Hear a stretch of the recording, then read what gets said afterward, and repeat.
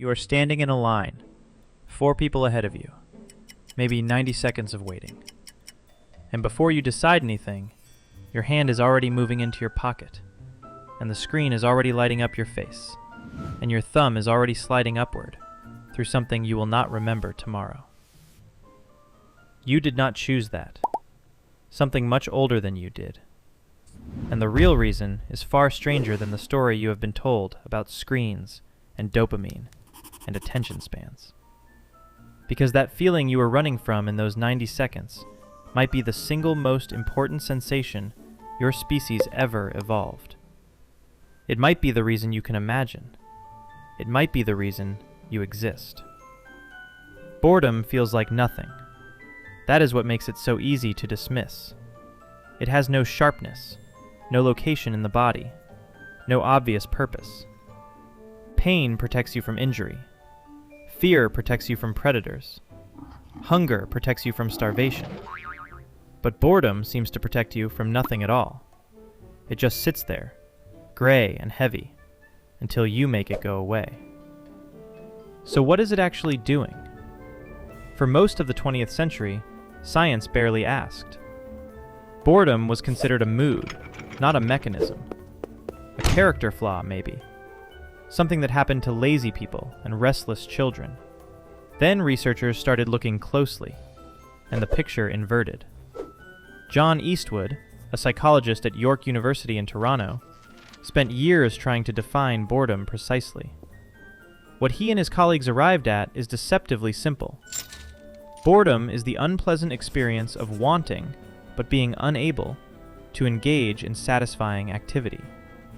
It is not the absence of desire.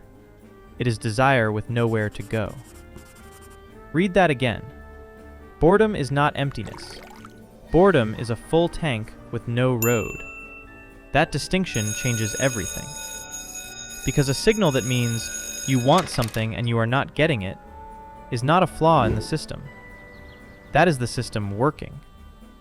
Think about what it would mean to be an animal that could not get bored. You would sit contentedly in one place. You would repeat the same behavior indefinitely. You would never feel the pressure to leave, to search, to try the other thing. You would be perfectly satisfied and perfectly stuck. Now think about which of those two animals ends up crossing an ocean. Wynand von Tilburg and Eric Egu, researchers working in Europe, pushed this further. Across a series of studies, they found that boredom is tightly connected to a sense of meaninglessness.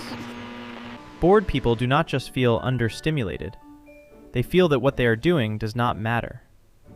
And in response, they reach for things that do. In their experiments, bored participants became more likely to reflect on their close relationships, more likely to think about their values, more likely to move toward whatever felt significant to them.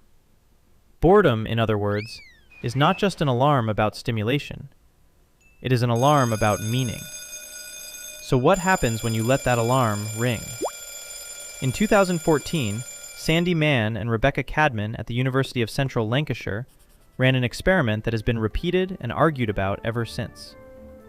They gave participants one of the most tedious tasks imaginable: copying numbers out of a telephone directory by hand.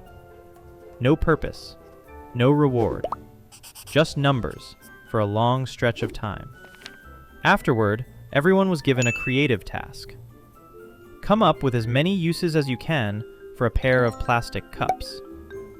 The people who had been bored out of their minds produced more ideas. Not fewer, more. And the ones who had been made even more bored, by reading the numbers aloud rather than writing them, did better still. Something about the empty task had loosened something in them. Why would that be? Here is where it gets genuinely strange. Because when scientists finally looked inside the brain of a person doing nothing, they found that nothing was happening in there at all.